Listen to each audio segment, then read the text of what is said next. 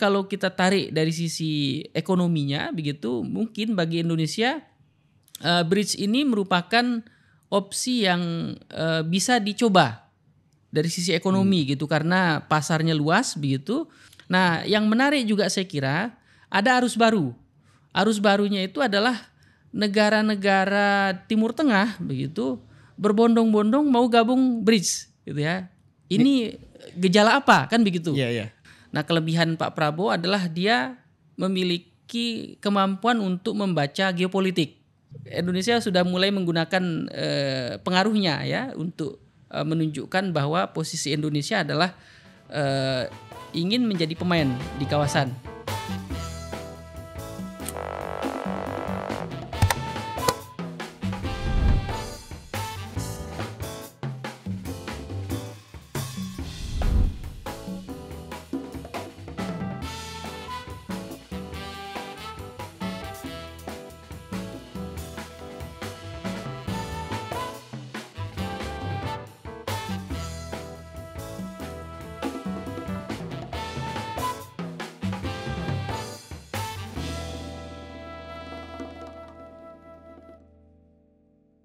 Mas Muhammad Syaroni Rofi'i. Ya, terima kasih sudah diundang. Apa kabar Mas?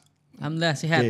Jadi Mas Rofi'i ini seorang dosen peneliti di Sekolah Kajian Strategis Global Universitas Indonesia. Nah, usut beliau ini alumni dari Marmara University Turki, betul Mas? Ya, betul. Oke. Bincang-bincang hari ini kita akan mulai dengan pertanyaan sederhana.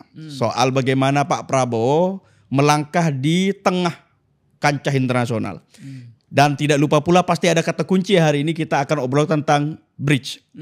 Oke, Mas Saroni, kita mulai. Bridge ini adalah kelompok ekonomi, kerjasama ekonomi, atau kerjasama politik? Secara statuta begitu ya, mereka itu berdiri dalam rangka ekonomi dan politik. Jadi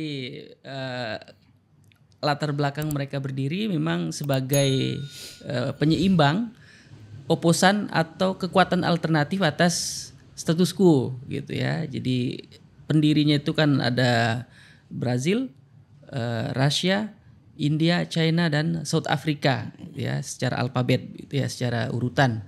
Bahwa keberadaan mereka itu merupakan antitesa dari kekuatan yang ada.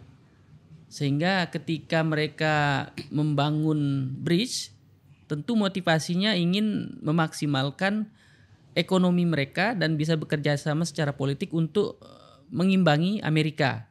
Dan 2009 itu memang menjadi tahun-tahun di mana negara-negara itu sedang pertumbuhan ekonomi sedang bagus-bagus gitu ya. Rusia pertumbuhan ekonominya sedang bagus, China juga, Brazil juga gitu ya. Kalau kita lihat dari negara-negara pendiri, motivasinya itu saya kira. Oke, Mas, yang paling sederhana juga yang harus kita pertegas adalah kenapa Indonesia tertarik dengan bridge ini? Ya, posisi Indonesia kan hari ini ingin melihat opsi-opsi yang ada gitu ya, bahwa oke, kita sudah anggota G20, kita juga tergabung dalam APEC. Kemudian Indonesia termasuk negara yang aktif mengikuti segala bentuk tren baru. Pokoknya coba dulu lah. Urusan hasil nanti ya. Jadi lebih baik mencoba dulu. Ini ceritanya tren-tren kayak pakaian baru gitu Mas. Ya, tetapi tentu saja walaupun mencoba, tentu saja ada kalkulasi bahwa Indonesia itu politik luar negerinya bebas aktif gitu ya. Tapi berusaha untuk menghindari yang namanya fakta militer. Jadi aliansi pertahanan dihindari oleh Indonesia. Bukannya bridge itu juga nanti akan begitu juga Mas? Saya kira tidak akan ke sana. Oh, tidak akan ke sana. Karena urusan ekonomi dan militer itu ada pembicaraannya gitu ya. Kalau kita bicara aliansi, gerbong Rusia, China itu memiliki SCO namanya, Shanghai Cooperation. Jadi Shanghai Cooperation itu fokusnya memang untuk urusan pertahanan, urusan militer. Jadi kalau Anda ingin opsi militer, gabungnya SCO gitu. Tapi kalau ekonomi politik ya gabungnya BRICS gitu. Sebentar Mas, SCO ini anggotanya hanya Rusia dan China? Anggotanya Rusia, China, kemudian sebagian besar negara Asia Tengah. Oke. Kirgistan, Kazakhstan, ya. negara-negara yang tadinya merupakan Uni Soviet gitu ya. Jadi umumnya negara-negara tersebut bergabung dengan SCO.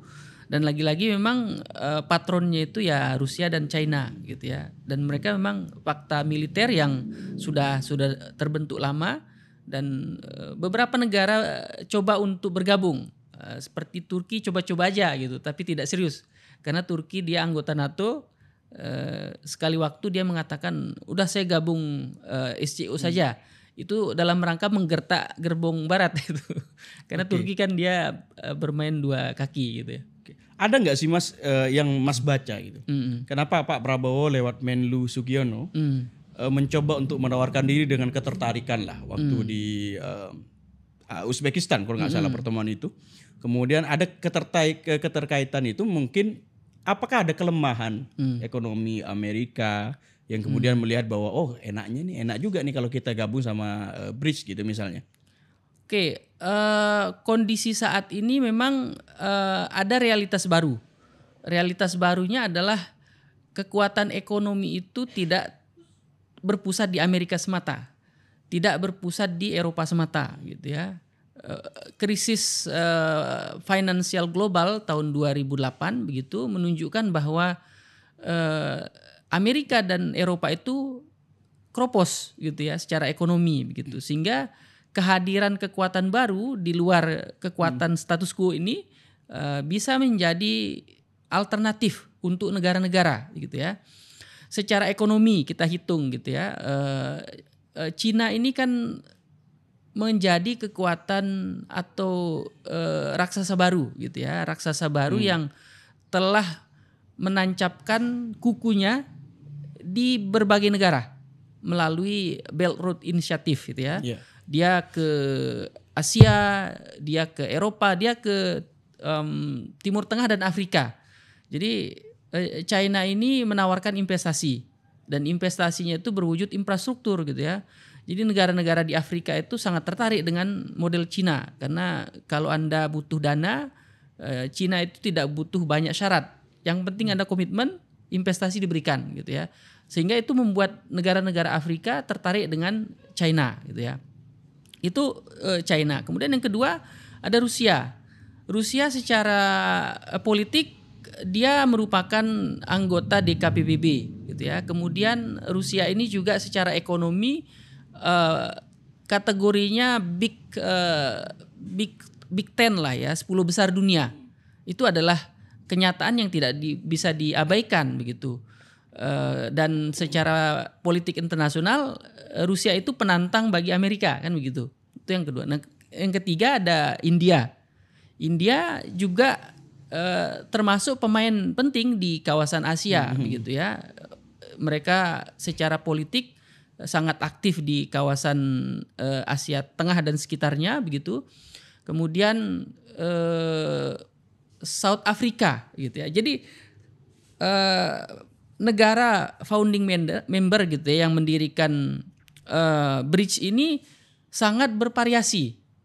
Ada Eropa, ada Asia, ada Afrika gitu. Jadi kombinasinya sangat beragam begitu ya. Itu dari sisi keterwakilan benua. Dari sisi penduduk sangat besar. India gabung sama China itu udah berapa miliar tuh. Nah, itu dari sisi populasi kan besar sekali gitu ya. Nah, sehingga kalau kita tarik dari sisi ekonominya begitu, mungkin bagi Indonesia BRICS ini merupakan opsi yang bisa dicoba dari sisi ekonomi gitu karena pasarnya luas begitu. Kemudian tentu saja kalau kita bergabung dengan sebuah organisasi memang di awal kita akan mengajukan yang namanya letter of intent. Ya, jadi tahapannya banyak saya kira. Ada tahapan letter of interest, kemudian nanti menjadi proses-proses berikutnya akan dilalui Indonesia. Dia harus diverifikasi juga Bukan sekedar dia Indonesia mencalonkan diri otomatis lolos, tidak juga. Dia harus melewati fase-fase administrasi begitu ya. Tapi kembali ke konteks kenapa Pak Prabowo cenderung memilih BRICS, saya kira itu dalam rangka melihat bahwa ada kekuatan baru yang perlu dipertimbangkan gitu ya. Karena kan politik kita bebas aktif gitu ya. Kita ke blok barat oke, ke blok timur juga oke gitu ya. Nah, yang menarik juga saya kira ada arus baru. Arus barunya itu adalah negara-negara Timur Tengah begitu berbondong-bondong mau gabung BRICS gitu ya. Ini gejala apa kan begitu? Iya, iya. Ada Mesir gitu ya, ada Uni Emirat begitu, Iran juga gitu ya. Dan terakhir Arab Saudi saya kira. Minat Arab Saudi itu akan mengubah peta di Timur Tengah. Karena kalau Saudi masuk, nanti negara-negara Teluk itu juga akan ikut gerbong gitu ya. Nah, kayak koalisi Kim ya. Kayak koalisi Kim ya gitu.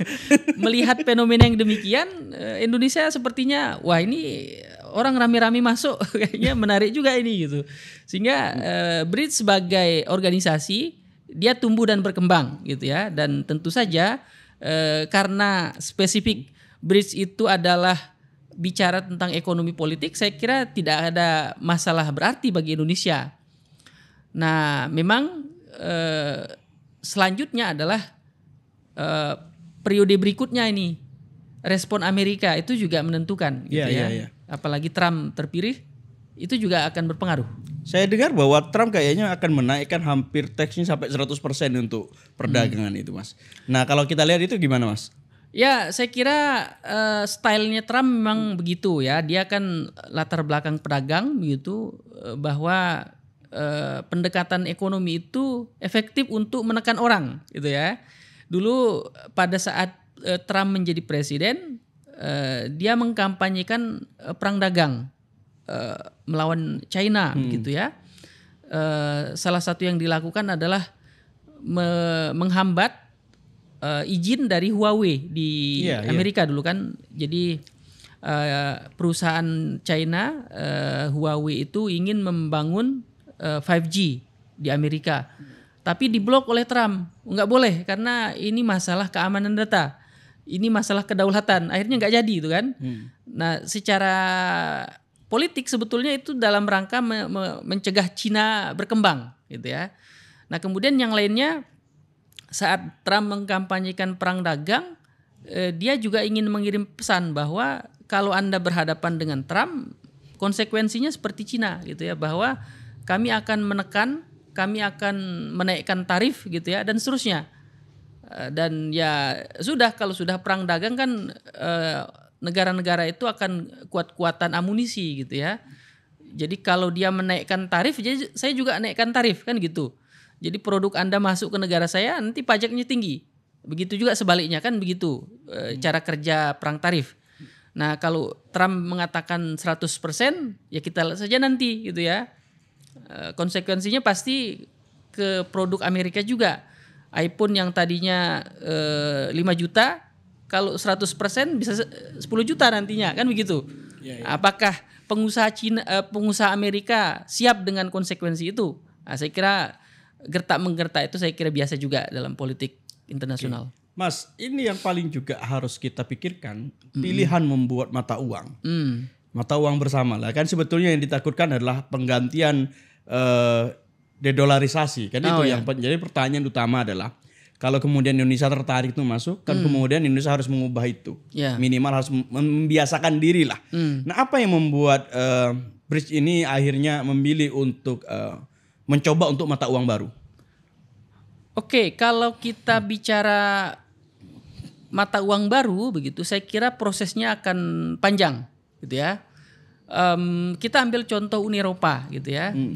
Uni Eropa itu berdiri sebagai kekuatan regional begitu yang menyatukan negara-negara Eropa yang memiliki kesamaan platform gitu ya.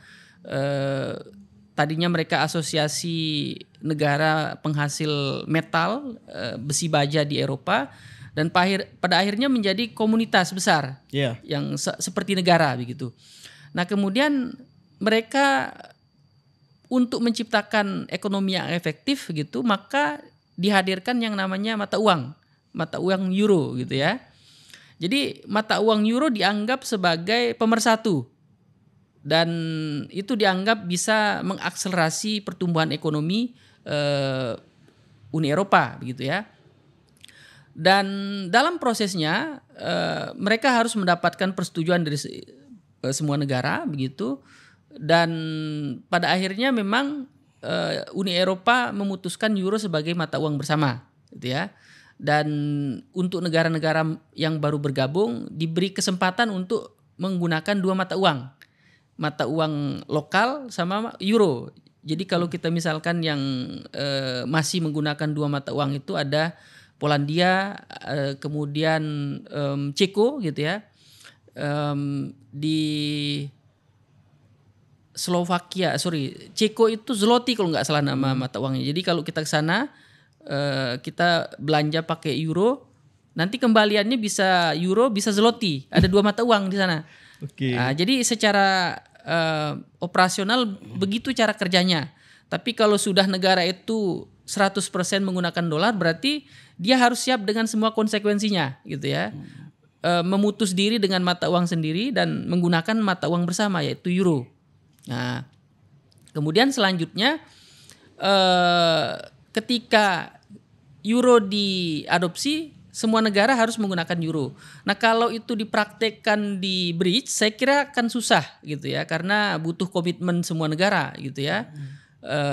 Apakah siap Indonesia mengganti rupiah dengan mata uang baru versi bridge misalkan gitu, atau China atau negara lain di Timur Tengah itu kan mereka pakai rial gitu ya. Apakah siap dengan konsekuensi itu? Saya kira kalau bridge untuk menjadikan mata uang bersama prosesnya butuh waktu ya. Sangat lama saya kira, karena proses untuk persetujuan masing-masing negara itu sangat panjang gitu ya. Nah, kemudian kalau kita bicara sejarah begitu, kalau seandainya begitu ada ide de-dolarisasi begitu, memang akan ada konsekuensi gitu ya. Kalau kita bicara sejarah, ada banyak tokoh-tokoh dunia yang mengkampanyekan de-dolarisasi. Ada Muammar Gaddafi, ada Saddam Hussein gitu ya. Tapi yang kontroversial saya kira Gaddafi. Dia mengkampanyekan yang namanya mata uang bersama di Afrika begitu, kemudian menolak penggunaan mata uang asing, yakni dolar atau euro sebagai transaksi begitu. Pada akhirnya Gaddafi itu dimusuhi, menjadi musuh bersama kekuatan Barat gitu ya. Dan saat revolusi Arab Spring dia menjadi target utama ya. Target Arab Spring, ada revolusi, akhirnya dijatuh. Jadi Gaddafi jatuh dan dibunuh secara mengenaskan oleh rakyatnya begitu akibat dari revolusi. Saya kira dari gambar makro begitu, apa yang dialami oleh Gaddafi itu adalah sebagai konsekuensi dari sikapnya terhadap Barat. Karena kan dalam banyak case gitu ya, negara yang vokal gitu ya terhadap Barat akan menghadapi resiko seperti itu gitu ya. Kalau kita lihat konsekuensinya gitu ya.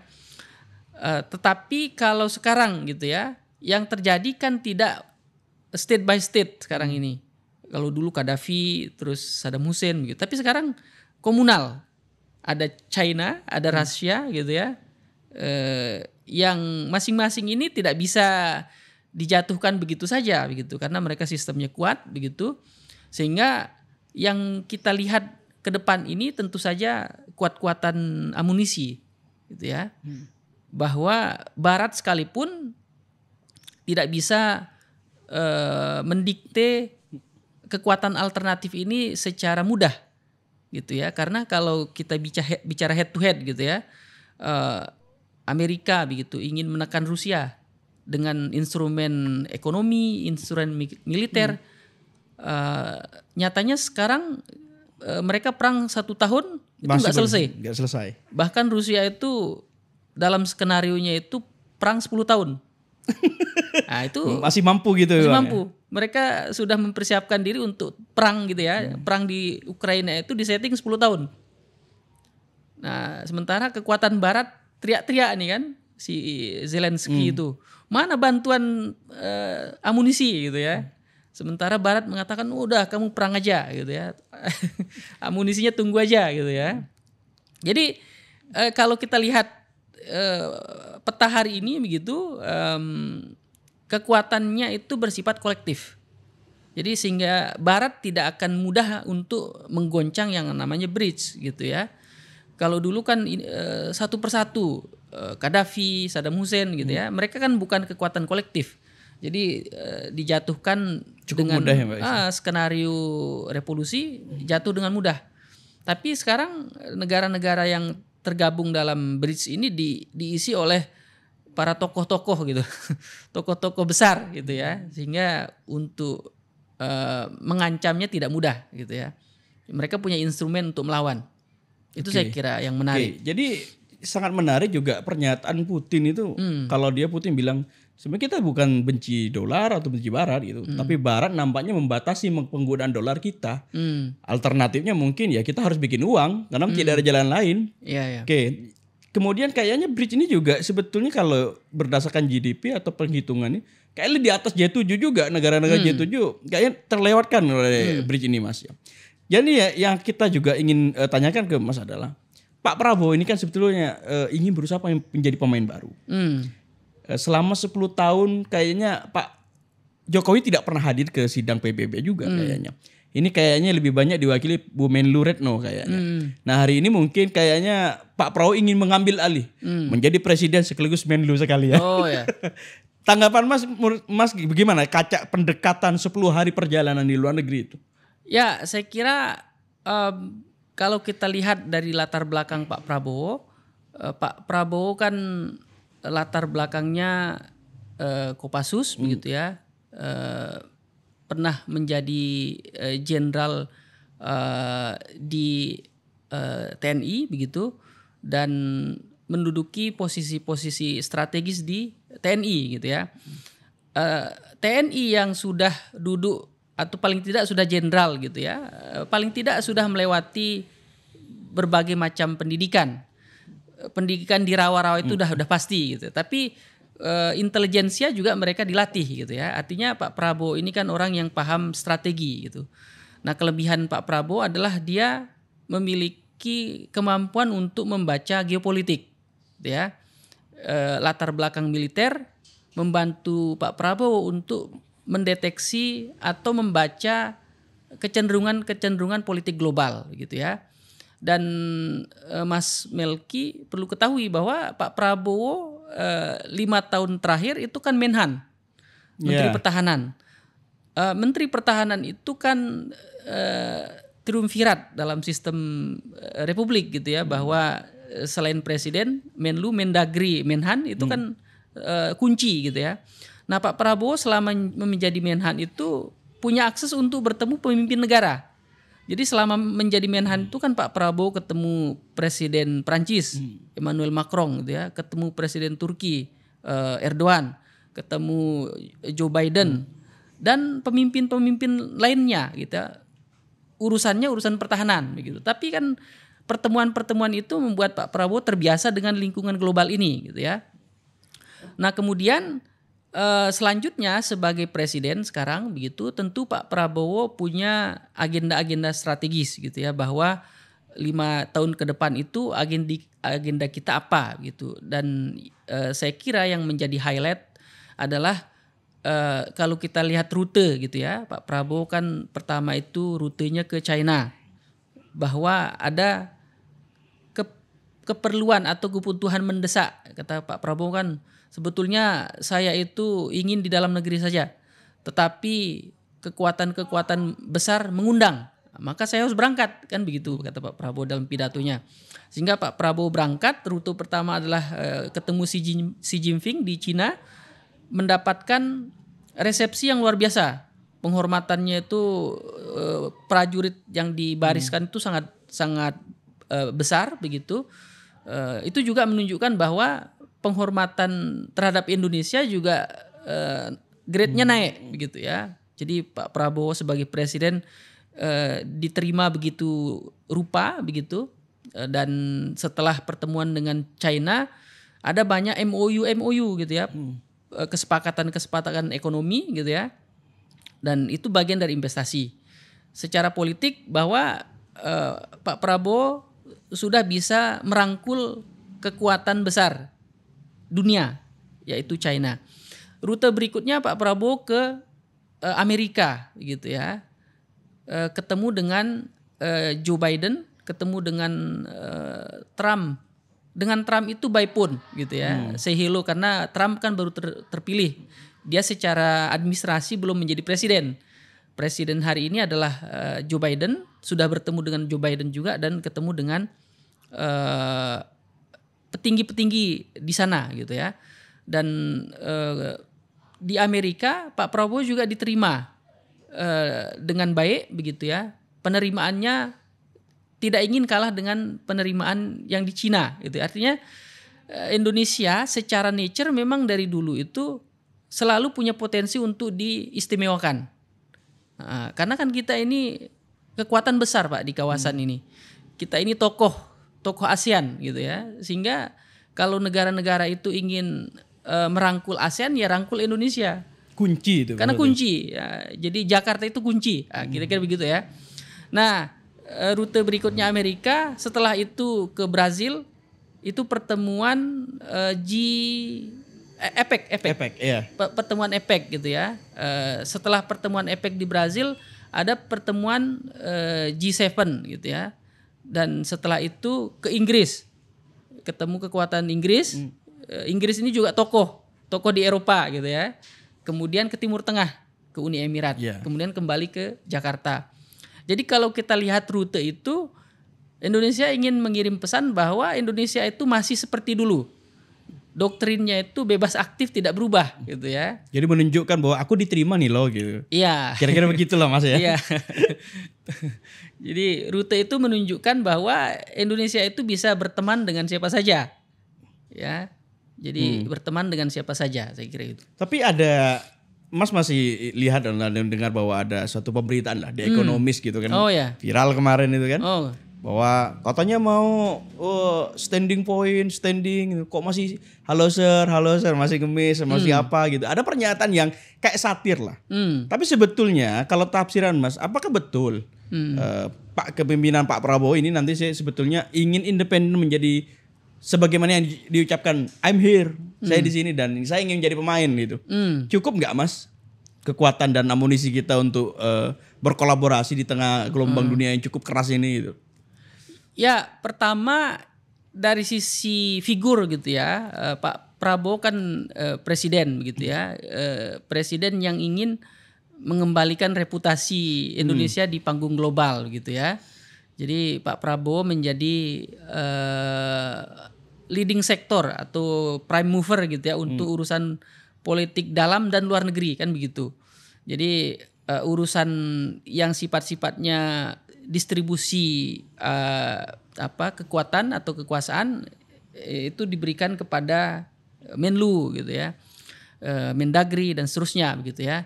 Tapi satu hal adalah bahwa memang presiden itu adalah orang yang bertanggung jawab untuk urusan dalam dan luar negeri gitu ya. Nah memang harus diakui secara historis, secara faktual gitu Pak Jokowi memang pada periode kemarin tidak begitu tertarik dengan panggung internasional gitu ya. Di PBB kan beliau nggak pernah hadir, mengirim Menlu atau mengirim Wapres kan begitu. Tapi Pak Prabowo seperti yang saya katakan tadi, beliau adalah orang yang paham geopolitik sehingga panggung-panggung politik internasional itu harus dihadiri gitu ya. Karena itu cara kita untuk mengirim pesan bahwa Indonesia posisinya apa, dan kalau negara lain ingin bekerja sama, apa poin-poin yang harus dilakukan kan begitu. Nah sehingga saya melihat bahwa hari ini begitu Pak Prabowo ingin menggunakan pengaruhnya begitu untuk sebesar-besarnya kepentingan nasional gitu ya. bahwa secara gestur gitu ya, kan kita bicara diplomasi. Dalam diplomasi itu kan ada etika diplomasi gitu ya. Jadi kalau ada satir yeser itu kan bagian dari ini juga permainan geopolitik. Kan kita tahu sendiri bahwa media itu kan Bias ada yang ya. pro, anti gitu ya. Jadi kalau dari sudut pandang media China mungkin dia ini apresiasi setinggi mungkin. Tapi kalau ekonomis mungkin ini agak-agak satir karena melihat Indonesia udah mulai bergerak gitu ya. Indonesia sudah mulai menggunakan pengaruhnya ya untuk menunjukkan bahwa posisi Indonesia adalah ingin menjadi pemain di kawasan.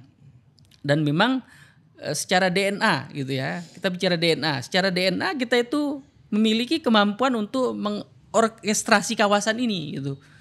Jadi boleh orang berperang di Laut Cina Selatan, tetapi kita sebagai key player gitu harus mampu mengorkestrasi. Jangan kita ikut arus, kan itu intinya. Nah, pelajaran dari konferensi Asia Afrika yang diselenggarakan di Bandung itu kan kita itu tidak ingin terjerembab di blok barat atau timur gitu. Kita ingin menciptakan arus baru yaitu non-blok. Nah, itu secara historis kita punya modal gitu ya. Saya kira dengan modal seperti itu kita akan mampu menciptakan nasib kita di masa depan. Nah, kalau mengutip istilahnya Winston Churchill gitu ya, tokoh pemimpin Inggris, bahwa semakin jauh kita melihat ke belakang, semakin jauh kita akan melihat ke depan gitu. Jadi melihat sejarah itu penting untuk kita berpijak melihat masa depan kita, saya kira itu. Oke. Mas, ini yang paling juga harus saya tanyakan ke Mas juga. Bahwa Indonesia kan sebetulnya kemarin juga sempat heboh ya. Bahwa Indonesia kayaknya menguji lah investasi betul-betulan terkait dengan iPhone di Indonesia. Ini kan juga sebetulnya syarat kita bahwa barang masuk pun juga harus kita terapkan cukup ketat. Karena nampaknya iPhone Apple nampaknya tidak mau lah untuk berinvestasi secara besar. Dan ini saya pikir bahwa ada nggak sih Mas kemudian kayaknya perang dagang kedua ini pasti terjadi lah. Mau nggak mau, dan kayak terlihat banget gelagapnya Trump ini agak sedikit kesal, cukup geram lah nampaknya dengan kehadiran bentuk kelompok-kelompok BRICS atau China dan sebagainya. Sehingga kalau kita lihat bahwa Indonesia harusnya dalam posisi ini harus siap secara bertarung untuk ekonomi juga. Dan Mas melihat bahwa komposisi kita yang memperberat apa, yang kemudian membuat optimis apa. Kalau yang Mas bilang sudah optimis bahwa kita adalah punya DNA yang cukup kuat, tapi kayak kita juga punya masalah yang cukup serius. Bahwa kita ketika melakukan diplomasi ekonomi selalu ada aja hambatan. Oke. Yang pertama yang perlu menjadi concern adalah kita dalam politik internasional itu selalu bicara two level games namanya ya. Two level games itu kita bicara kondisi domestik, kemudian kondisi internasional gitu ya. Nah, kondisi domestiknya adalah bahwa kita ini lambat laun menjadi bangsa yang berpuas diri. Kita berpuas diri karena penduduk besar begitu ya. Kemudian kita secara investasi asing banyak yang masuk gitu ya.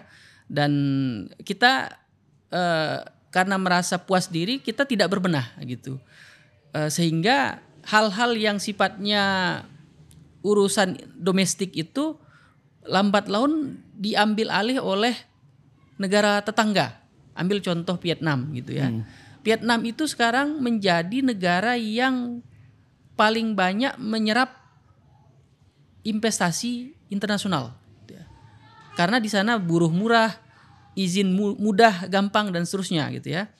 Kalau dulu Indonesia itu menjadi primadona investasi asing karena buruh murah, izinnya itu ya gampang. Udah gitu kayak ya. Vietnam hari ini gitu Pak ceritanya ya. Jadi posisi itu diambil alih oleh Vietnam gitu ya. Jadi kalau buruh murah ya Vietnam juga ada gitu ya. Akhirnya negara-negara atau pemodal-pemodal itu melihat mana yang lebih mudah dan menguntungkan gitu ya.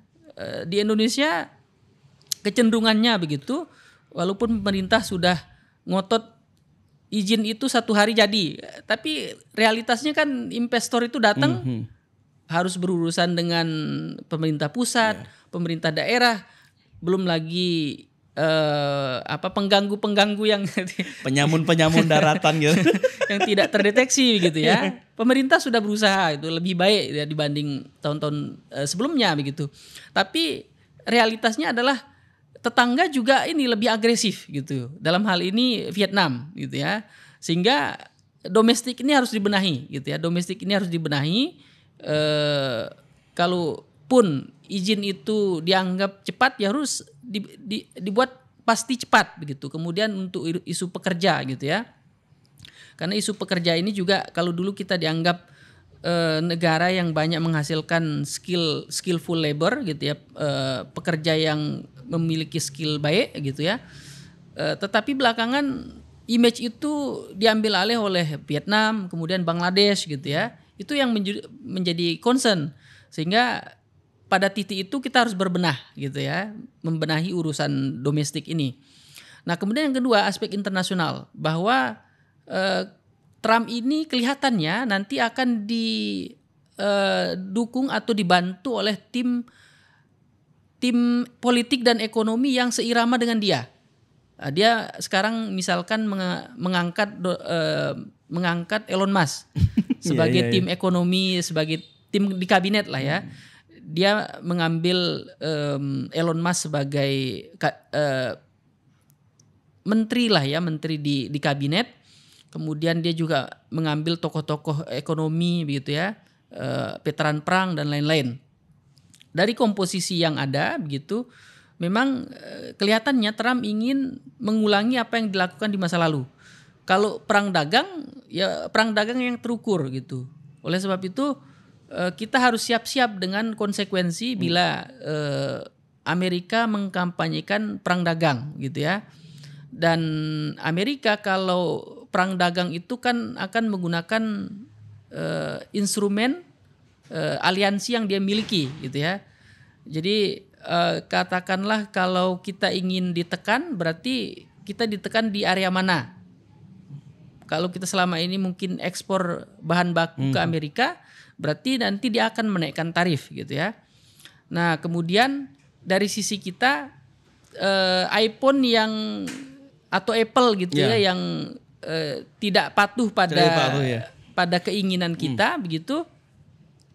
Saya kira itu juga bagian yang harus diselesaikan gitu ya. Artinya jangan sampai marketnya besar di sini tetapi produksinya di Vietnam. Gitu ya. Itu yang kita khawatirkan gitu. Artinya pemerintah juga harus menghitung bahwa pasar yang besar ini harus paralel dengan investasinya gitu ya. Nah, kalaupun nanti Trump mengkampanyekan yang namanya perang dagang begitu dan pengusaha-pengusaha Amerika diajak untuk melakukan itu, maka kita perlu identifikasi gitu ya. Identifikasi perusahaan-perusahaan Amerika itu yang mana saja begitu, dan kita membuat alternatif. Kita akan beralih kemana gitu ya. Apakah kita ingin tetap menaikkan tarif saja begitu? Kalau mereka mengkampanyekan perang dagang berarti pajak iPhone dinaikkan kan begitu. Kalau sudah seperti itu ya memang itu kuat-kuatan amunisi. Nah, kemudian yang berikutnya adalah yang juga perlu kita perhatikan bahwa pada akhirnya apa yang terjadi di luar sana itu adalah lingkungan internasional. Tetapi yang perlu menjadi concern kita adalah apa yang kita lakukan di dalam negeri, apa yang kita benahi begitu ya. Kemudian aspek-aspek yang sifatnya tidak menguntungkan seperti tadi begitu, investor lain diminta untuk membuat pabrik, dia bikin gitu. iPhone kalau tidak mau bikin ya sudah, kita harus fasten your seat belt gitu ya. Ikat pinggang dipererat, sudah harus dilawan kan begitu. Karena kan kita bicara sesuatu yang ini sekarang ini, bicara pasar kan begitu. Supaya negara lain itu tidak mudah mendikte kita. Apalagi kalau kita itu melakukan itu secara berjamaah. Nah, ini yang kata kunci yang penting saya kira. Oke. Perlawanan itu harus berjamaah. ASEAN atau pakai gerbong yang mana? Bridge atau yang lain gitu. Harus berjamaah intinya gitu. Kalau mau melawan. Jadi kayaknya harus ngumpulin banyak armada atau senjata dulu Mas untuk berperang nih Mas. Mas, kenapa ini yang terakhir lah. Ya. Jadi saya pikir paling penting juga Indonesia pasti umat lah, orang Indonesia, masyarakat Indonesia siapapun dimanapun itu pasti berharap Pak Prabowo itu diminta lah secara psikologis maupun secara khusus ya, agar Pak Prabowo nampaknya untuk berdiplomasi untuk menyelesaikan konflik di Timur Tengah. Ya. Kemudian Pak Prabowo harus mengambil inisiatif aspirasi masyarakat Muslim. Karena mayoritas Muslim, kemudian pemimpin mayoritas Muslim, kemudian berdiplomasi di Arab. Kemudian hari ini kita menghadapi konflik di Arab belum selesai. Ya, hari ini baru terbaru Syria, baru mulai kembali dan nampaknya Israel dengan Palestina ya tentunya ya. Nah, dengan hal yang semacam ini Mas, komposisi pemerintahan, kemudian latar belakang pengalaman 5 tahun jadi Menhan, mungkin atau tidak Pak Prabowo kemudian memiliki kekuatan untuk melakukan diplomasi. Saya ingat saya bahwa ketika Trump jadi pun di periode sebelumnya Trump juga satu-satunya presiden yang mengakui secara terbuka untuk pendirian ibu kota Yerusalem. Dan hari ini kita masih melihat Trump sudah kembali menjadi presiden. Posisi Indonesia sebagai untuk juru diplomasi untuk melerai Israel dan Palestina ini pasti dipertanyakan Mas. Terus Pak Prabowo akan menerima pertanyaan itu nanti. Menurut Mas bagaimana? Ya, saya kira posisi Pak Prabowo jelas gitu ya.